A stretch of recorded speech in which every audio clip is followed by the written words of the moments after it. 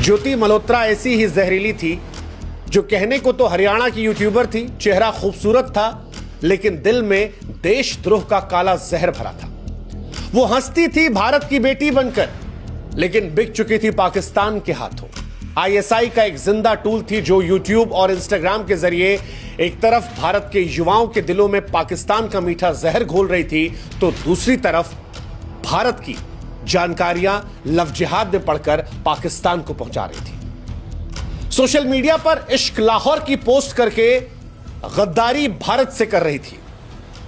भारतीय सुरक्षा एजेंसियों और पुलिस ने उसे धर दबोचा, उसने लिखित में कबूलनामा किया, लेकिन सवाल यह है कि ऐसे देशद्रोहियों का भारत में गटर कितना गहरा है।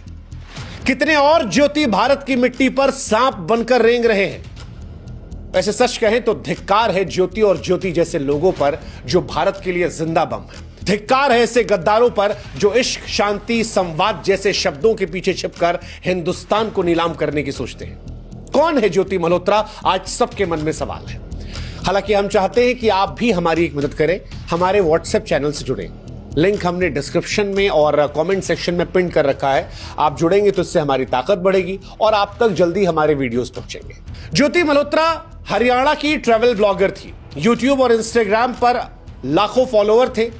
पूरी प्रोफाइल जो है वो पाकिस्तान पाकिस्तान पाकिस्तान से भरी पड़ी है। दिखने में खूबसूरत, आवाज सुंदर।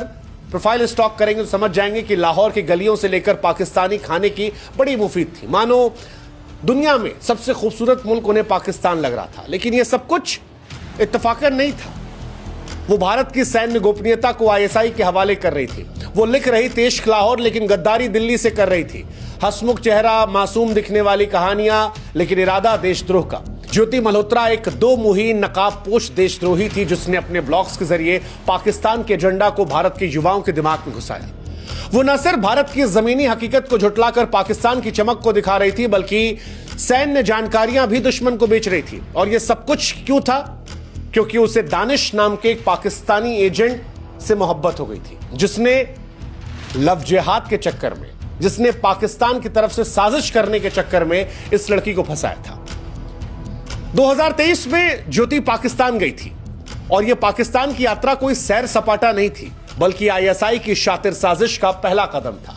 पाकिस्तानी उच्चायोग ने उसके वीजा से लेकर उसके रहने, खाने, आने जाने का पूरा इंतजाम किया और वहीं पर उसकी मुलाकात हुई दिल्ली में पाकिस्तानी उच्चायोग के कर्मचारी एहसान और रहीम उर्फ दानिश से। दानिश ने ज्योति को अपने झूठे इश्क के जाल में फंसाया। यह कोई प्यार व्यार नहीं था, यह लव जिहाद की सुनियोजित साजिश थी।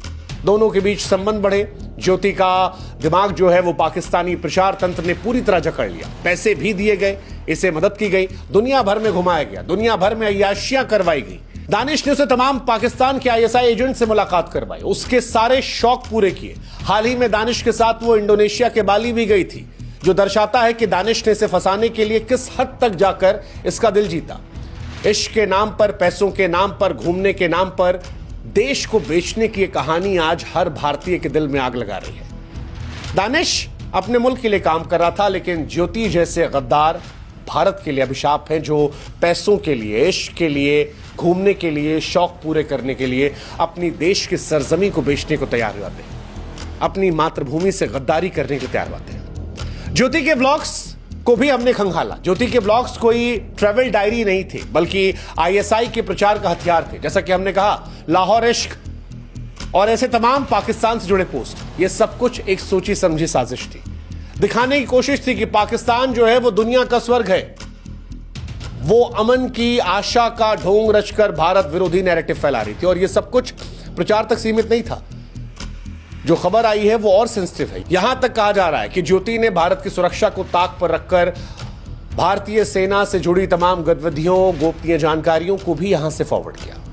फॉरवर्ड करने का तरीका व्हाट्सएप, टेलीग्राम, स्नैपचैट जैसे इनक्रिप्टेड प्लेटफॉर्म्स, क्योंकि वहां पर आप पकड़े नहीं जा सकते। वो दानिश और अन्य एजेंट के संपर्क में रहकर ये सब करती थी।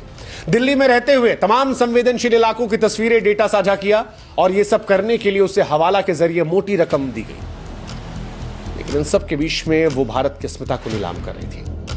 ज्योति ने जो किया वो सिर्फ गद्दारी नहीं है, भारत की रीढ़ को तोड़ने वाला खुला युद्ध था। ऐसी हरकतों के लिए जितनी बड़ी सजा दी जाए शायद वो कम होगी। सच कहा था शौर्य फिल्म में ब्रिगेडियर प्रताप सिंह ने कि दुश्मन सिर्फ देश के बाहर नहीं होते, दुश्मन घर के अंदर भी होते हैं, गद्दार देश के अंदर भी होते हैं। और ज्योति जैसे गद्दार जो भारत की सुरक्षा को ताक पर रखकर देशद्रोह का खेल खेलते हैं, वो भारतीयों को शर्मसार करते हैं। बड़ी शर्म आ रही है कि दिल्ली में रहते हुए भारत की जानकारियां साझा की जा रही थी, चंद पैसों के लिए प्यार का नाम देकर देश की अस्मिता को नीलाम करना।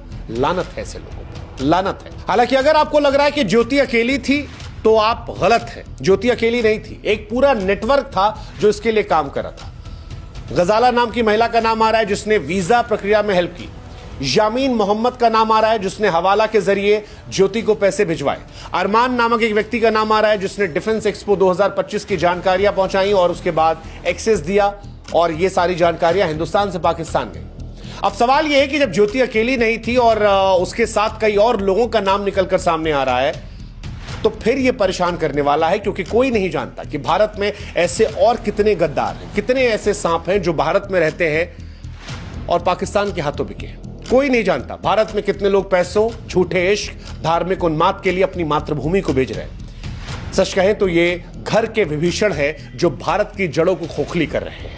बाहरी दुश्मन से सेना तो निपट रही है, बाहरी दुश्मन को सेना सबक भी सिखा रही है, लेकिन सवाल यह है कि जब अपने ही घर में ऐसे गद्दार बैठे हो तो फिर क्या करें?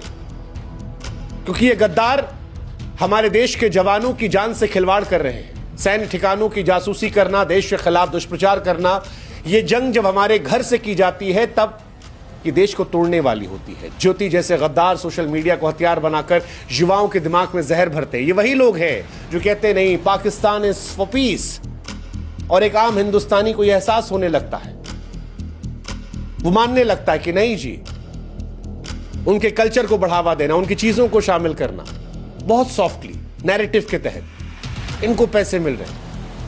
हमें आपको अंदाजा नहीं होता कि यह दुश्मन की रणनीति का एक बहुत बड़ा हिस्सा है। यह सिर्फ सैन्य खतरा नहीं है, सामाजिक एकता, आर्थिक स्थिरता और भारत की आत्मा पर सीधा हमला है। ये ऐसे गद्दार हैं जो भारत के लिए कैंसर है, और ऐसे गद्दारों को ढूंढना होगा, जड़ से उखाड़ कर फेंकना होगा। ये मामले चीख चीख कर बताते हैं कि भारत के भीतर एक नेटवर्क सक्रिय है जो बहुत ही प्रो पाकिस्तानी। कई बार आपको बड़े बड़े सितारों में भी कई ऐसे लोग मिल जाएंगे जो पाकिस्तान की बोली बोलते हैं, वो जो पाकिस्तान को सूट करती है। हिंदुस्तान में रहते हैं, खाते हमारे यहां का है, सुविधाएं हमारे यहां की है, लेकिन बोली उनके यहां।